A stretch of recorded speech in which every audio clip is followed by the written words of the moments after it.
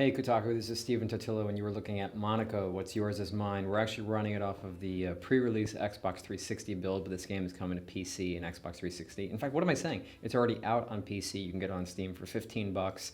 The Xbox 360 version is going to be download only on XBLA. It got delayed a little bit, just on the 11th hour pretty much, but it's supposed to be coming soon. So you're looking at a little bit of a playthrough that I did on this pre-release XBLA game. And Monaco is amazing and awesome, so you could just stop watching right now and download the game on Steam, and you'd be having a great time. But I want you to know a little bit about what it's like, and maybe this would help you decide if you're on the fence.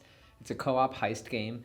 Right now I'm starting the game from scratch. I'd played mostly on PC, but we're starting with the Locksmith story, which is the main campaign.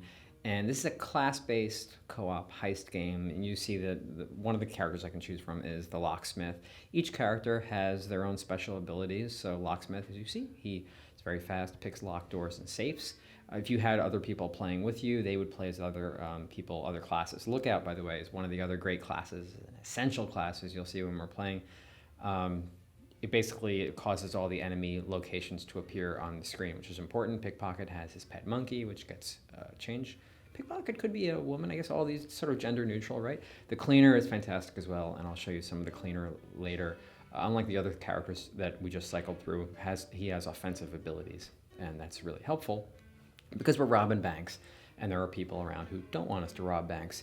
There's a little story told in some pre-mission text sequences like this. I'll shut up so you can pick up some of this.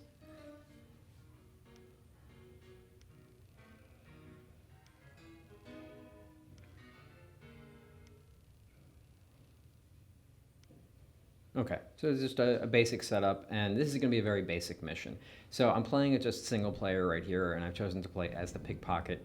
The controls are very simple, and I'm just going to be moving with the left thumbstick. I was using the Xbox 360 controller even when I was playing on PC.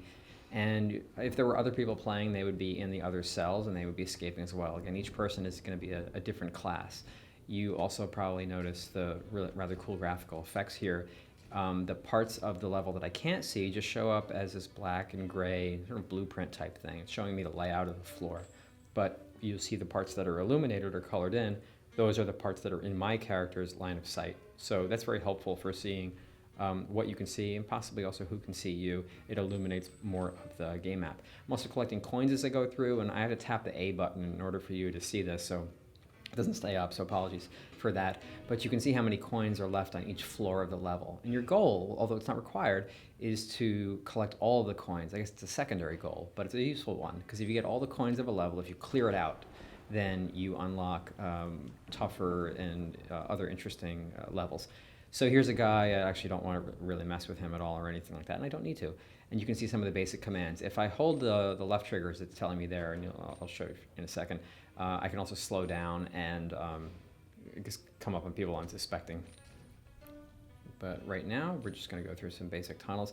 No real need for conflict here. And what you see, by the way, this timer is really important, the little circle that's always filling in. That becomes one of the main things that dictates sort of how well you do in the game. There's a lot of things where you're going to be trying to hack a computer or pick a lock. In this case, we're interacting with this light bulb here, which is going to cut the power.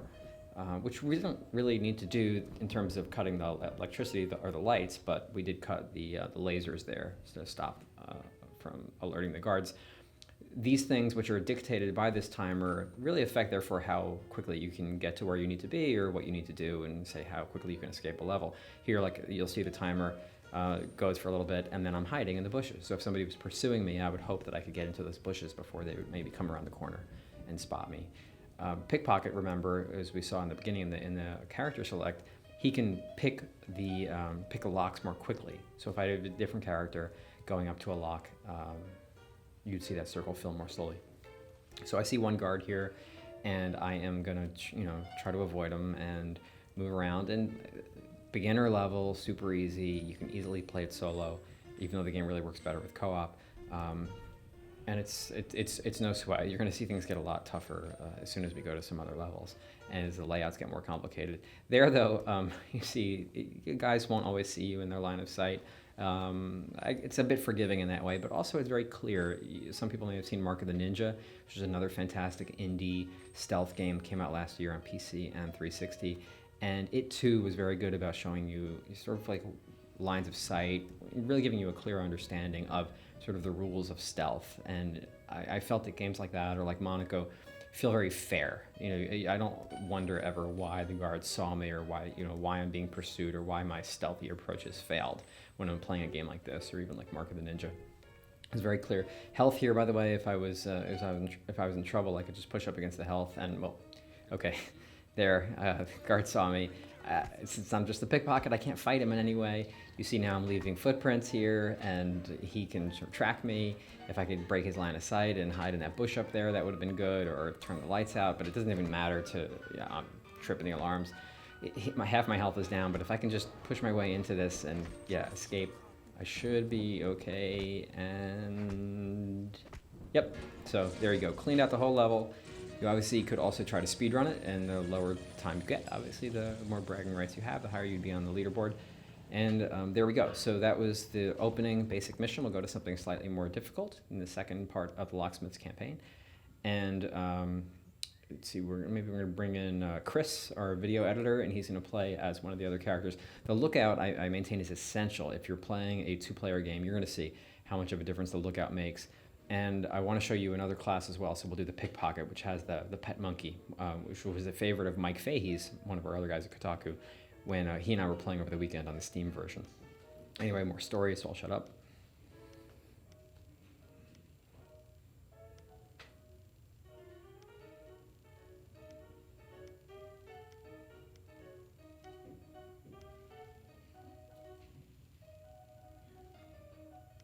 So built into the story here is the acquiring of new characters. In this case, the mole is going to become a character class available to us. And you'll see that as the mission goes on. So I'm the one in yellow. I'm the guy with the monkey. And you see that my monkey kind of runs out on his own. A lot of this stuff is automated in the game. The controls are very simple. And to go back to that, the left stick for movement, right stick, as you can see right now, what I'm doing is I'm just able to aim in any direction. So I've picked up a shotgun, and I'll talk about equipment in a second. But that right stick allows me movement. The A button was what I'd used to bring up the prompts to show how many coins were left in the level.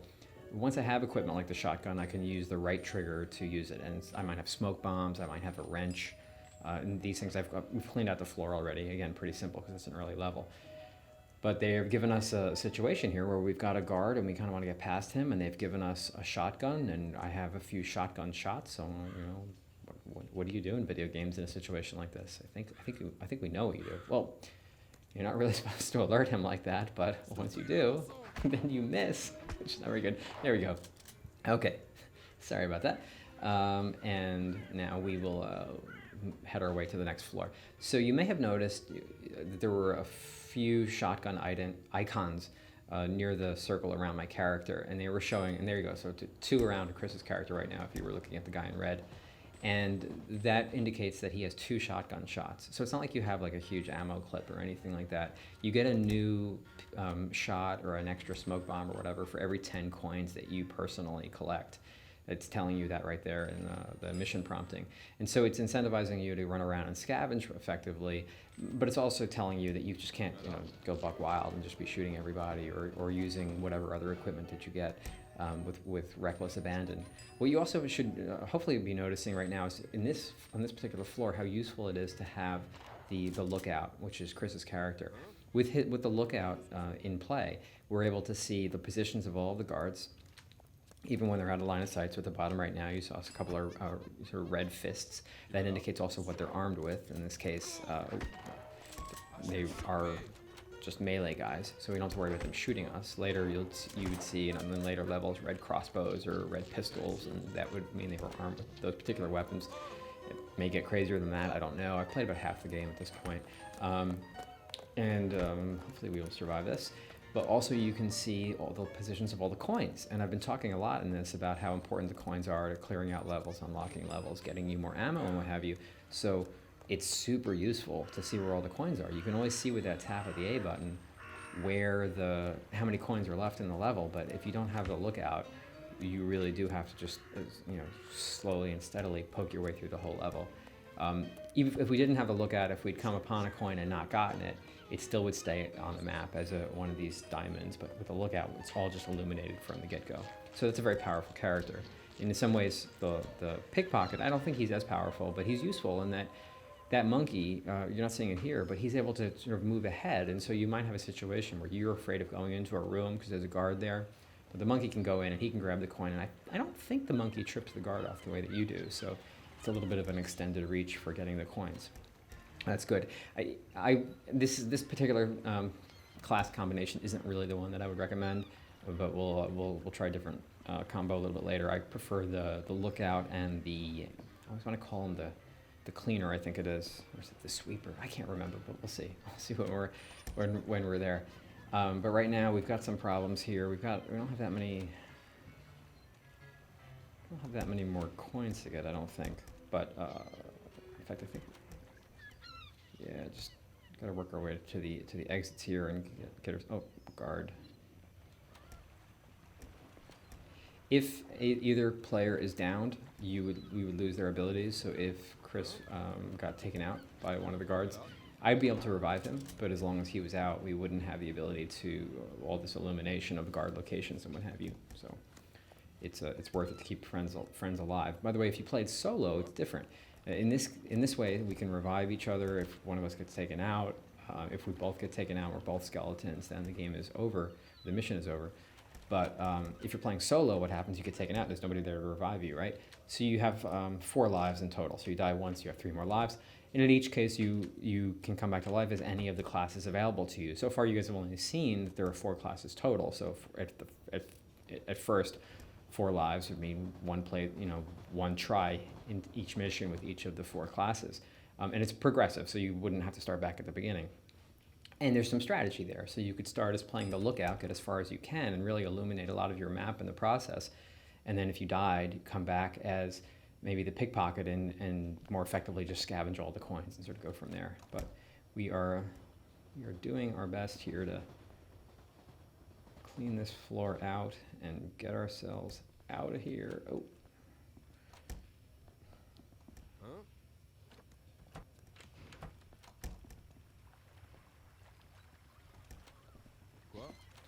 There also comes a point where it kind of doesn't matter if you're alerting them. If you think that you can get to the exit fast enough and get the hell out of the level, this is not good. We do have shotguns though. Oh, there, good shot, Chris. Push that skeleton around, and if we can get our way to the shoreline. Once one player has sort of done the timer thing to get through a level or whatever, then the other player can just waltz through. Now, I want to get the mole here, so I'm asking Chris to hang back. I don't ever want to lose the lookout. I want to have that ability that the lookout gives us to see everything. But if I walk up, now I'm the mole. And the mole is an interesting character. I've talked to some people, Jim Russell over at Rock Paper Shotgun was telling me he loves the mole to the point where he was thinking it might be overpowered. He can push through any wall. A lot of these things, by the way, it's just which I love about this game is you don't have a lot of extraneous button pushes. Just pushing against the wall, and because he's the mole, he's going to bash through it. When I was playing that with Mike Fahey over the weekend, I can't remember which of us was the mole, but we were just bashing through all the walls, and we were like, wow, this is really making the game so much easier because we don't have to pay attention to the level design or anything, just smash through.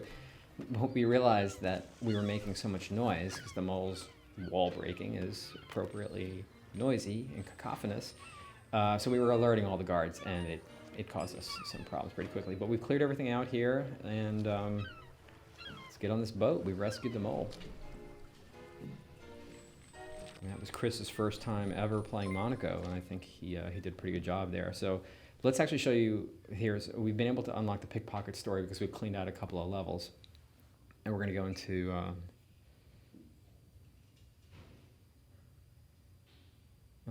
let's see, actually...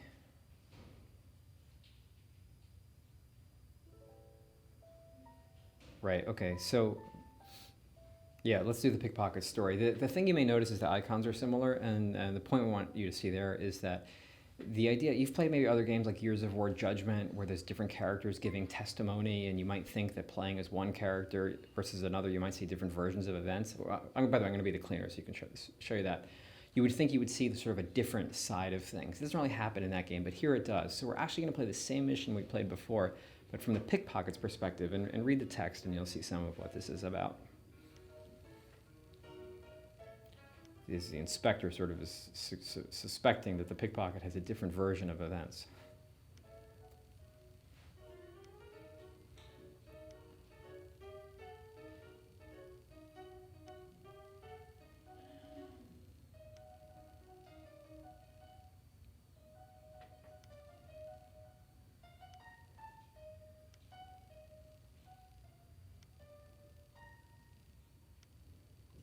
Okay, so you see that this is the key thing right here.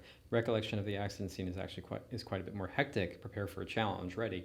So what you're about to see, remember, is in theory the level we were just playing, but a more hectic recollection, which I think is a really nice way of through justifying or yeah, I guess justifying narratively why you could have the same level with sort of a higher difficulty level ascribed to it, and more than just a higher difficulty level, but this is way different now, right? We have things on fire, we have prisoners on the loose, which, unlike, say, the civilians in the banks that we rob in later missions, I don't think we have to worry about them alerting guards. It's quite a thing in some of the crazier later levels where you have to worry, you want to pickpocket these civilians to get their money, to get all the coins, but you also have to worry that they're going to go tell a guard because they spotted you or something like that. But yeah, so lots more guards here, and the thing with me, though, as the cleaner, is I have the ability to knock people out. I was mentioning that before. And this is a great thing. If I can get behind one of these guards, I'm not sure I'm going to be able to do it right here. Well, if I track, no. Okay, maybe, no, the other guy's coming up. Thanks to having a lookout, I'm aware of these other positions. But if I wait here, and then just run over him, he's knocked out. It's basically catching them unaware, which is mostly either getting to them from behind or getting them from the side. But it seems like sometimes you may be even able, you can even sometimes come in head on and get them. But it's really great to be able to take a player or a character off the board, and then we don't have to worry about those guys patrolling up there. We didn't have to use a shotgun or anything noisy, and we're through that little bit. This guy can knock him out easy, no problem. And we're getting some coins in the process, which is great. But I've described this game as a sort of gauntlet with bank robbers. And if you remember Gauntlet, I think you can see why, right? Because it's purely top-down, a bit of an old-school aesthetic. And, oh, okay, that guard. I don't think he can get me in the flowers here. Let's see if Chris can. Oh, no. And with up to 4 players playing, you can imagine, you know, each person is a different class, and they're using their skills to the best of their ability. I've found that it's better to matchmake with people who know what they're doing than, you know, because you want to communicate a lot. When I've played online, in both cases, we've used a lot of voice communication to, you know, suggest where we should go, what we should do, and it can get quite hairy. But I think if everybody's using their skills in their own specialized ways, you probably can do pretty well. We got one more coin to get, and I don't remember. I'm not sure where it is. I'm not seeing on the map. Oh, and I got this guy coming after me here.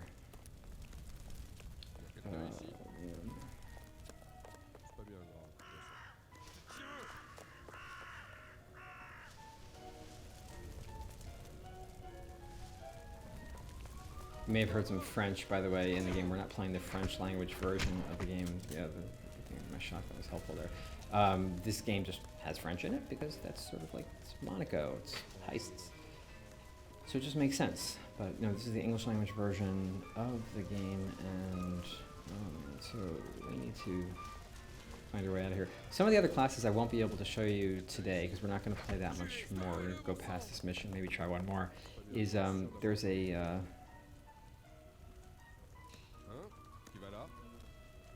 wait a minute. Are we good? Yes. Okay. Yeah, we did get all the coins on that level.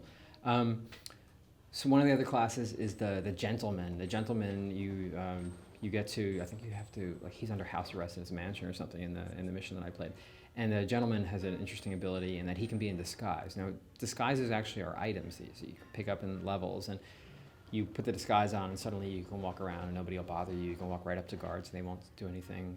But the disguise, which is represented by it has its own, I guess, disguise health meter or whatever. It's a black circle and it decays. as you. I can't tell if it's over time or if it's when you're near guys, if it begins to denigrate. But either way, what's cool about the gentleman is that the gentleman, like anytime he's sort of chill and hiding or whatever, he sort of like he puts on a disguise, and so you're always able to bring him back to this disguise status, even though you don't even need an item to do it. And so if you're really good at playing the gentleman, you're just sort of waltzing through the level, sort of suavely walking past somebody and then standing off to the side, maybe in the shadows as your disguise kind of fills back up, and then you do that again, and you're just, I mean, I would love to see people, effectively speedrunning through as the gentleman. I think it would be very cool. But right now we're just trying to get through this train here and pick up some of these coins. There's a ton of them in here. There's also some health there. If we were low on health, just sort of push against that. I think I can come up to the side of this guy and knock him out. If I didn't have the cleaner, you see how much harder this room would be, as this guy might spot me if I walked in and just sort of take the coin. If I'd had to pickpocket, my monkey would have just run in and grabbed it, but I'm able to knock him out. And I think it was a 10th coin, right? So I was able to get more with a shotgun shot for myself. Oh, I can get that guy, yeah. You see some of the other icons here. Some of them representing different kinds of doors that can be opened. There's the electricity plug kind of icon. That one actually I can interact with. I'm not sure which class does that, but there are other classes that haven't unlocked yet. In later missions, there would be like computers.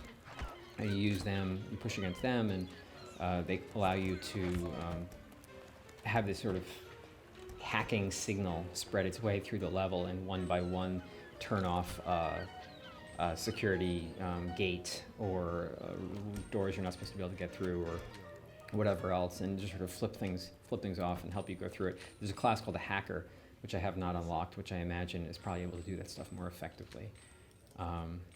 And who knows what else they put in here, but it's always, again, very clear. The controls are always very simple for doing any of these things, just sort of cleanly like pushing against things. And if your character is able to interact with it, as Chris is doing, getting in that door up there for that coin, then you can just go in and you can get it. I don't think he needs the health.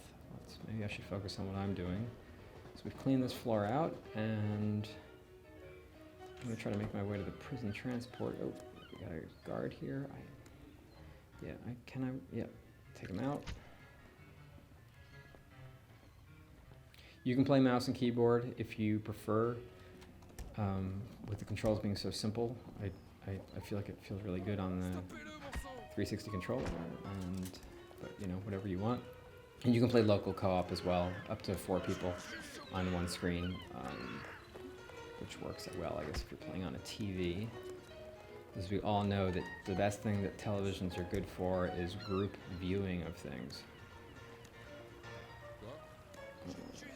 Let's get out of here. And also, again, remember, this is the same mission that we played in the locksmith's story, and here in the pickpocket story, it's way crazier. Remember here, we were going to go down and get the mole before, and I became the mole, and there wasn't a whole lot to the upper part of this map, and now you can see, thanks to the lookout being here and illuminating it, that there's coins up there that weren't there before. As the mole, we can bash through some of this, unfortunately possibly alert the guard up there on the top right. But the level is just bigger. There's more stuff to do in it. There's more hazards. There are more hazards, to be slightly more grammatically correct. Speaking of hazards, there's that guard, and speaking of hazards, there's that shotgun.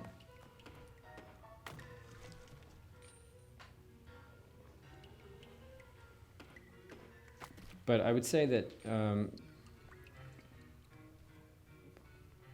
Chris has only ever played this for the amount of time that you're watching right now, or even less than that, since he wasn't playing that first mission. And you can see he already knows what he's doing. We're using our skills well. His is more of a passive skill, so it's not as tough to use as, say, the cleaner. But he's shotgunning people with finesse. And overall, I found that I played with Chris, I played with Mike, I played with Kirk Hamilton, and in each case, players would be a little bit confused. I threw Kirk into the deep end. We played a real tough level on, I think, a hospital or something like that. We were alerting the guards constantly, but even despite throwing him in on that deep end, we were very quickly able to, I think, get through the level skillfully. He began to understand more of the stealth cues, and we were in a level that I hadn't played either, and there were some new wrinkles to it in terms of how to get through it, and once we were able to do pretty well and clean out a few more levels. Here, though, we were just swarmed with these guards. Oh man. He's got half health. I can't knock people out anymore because I'm just a mole.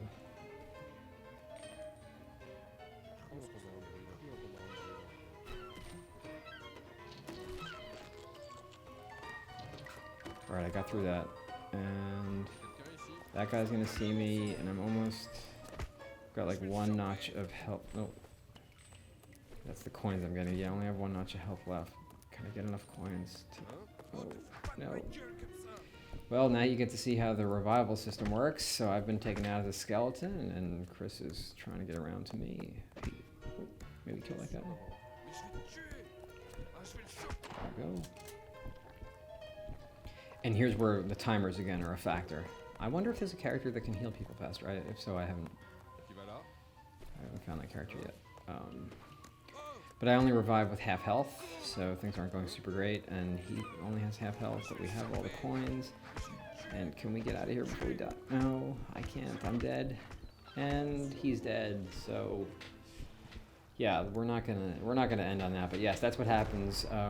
And we'd have to go through the entire mission. We wouldn't just be going through that floor again. So if that seems a little bit severe, I guess maybe it is, but it seems fair to me. It's, I think, also the only time I died right at the end. It's kind of dramatic. But I highly recommend Cleaner and Lookout as a great combo. So we're gonna give that a shot and just show you one more level, and we're going in the pickpockets version. I think is what we just chose. We're just gonna zip into this. We're not gonna show you the whole level.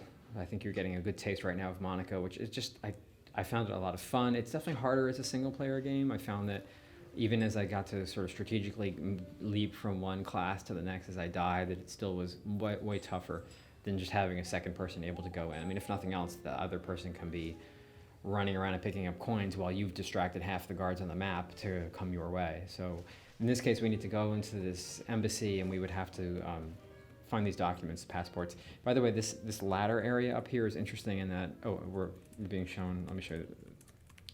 Yeah, the basic stuff you're being taught here is how to deactivate lasers. Because I'm the cleaner, I can also just deactivate a man by walking into him. This guy, there's bathrooms where if you push against the toilet, you're just constantly urinating. But I don't think we can show you this feature today because that wasn't the room where you could do that. Maybe that's not even a bathroom. I think it's a bathroom. Anyway. Some of the lasers will blink gray, and that's a way that you can run through them with timing if you can't get to turning them on and off. So that's a new wrinkle that they're adding in this level.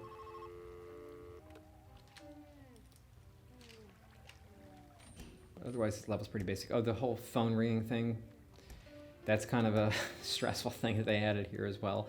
And that's just the phone, I think it just randomly rings, and you wind up having guards make a beeline over to that, and that can be quite stressful in and of itself. But here's a laser. We can try to deactivate this thing and work our way through. But yeah, with two people, I found a lot of fun. I played with 4 people at PAX when they know what they're doing. That's really good as well. So yeah, I highly recommend it. I think it looks great. It sounds great. I really like the music. I like the art style. The fact that this was made by, I think, just about 2 people. Pocket Watch Games is Andy Schatz, and I apologize, I can't remember the other person's name. But it's like a labor of love. They've been working on it for a few years. This game won grand prize at the Independent Games Festival just a couple of years ago, if memory serves, and well deserved. The finished product here, even though I haven't played all the way through it, I just find works really well, feels different from other things. Clear, fun, challenging. There's my smoke bomb, help me get through that stuff. But yeah, Monaco, definitely check it out if you have a PC, grab it on Steam, $15. If you have an Xbox 360, look for an announcement of when it'll come to XBLA, but there you go. Fantastic game.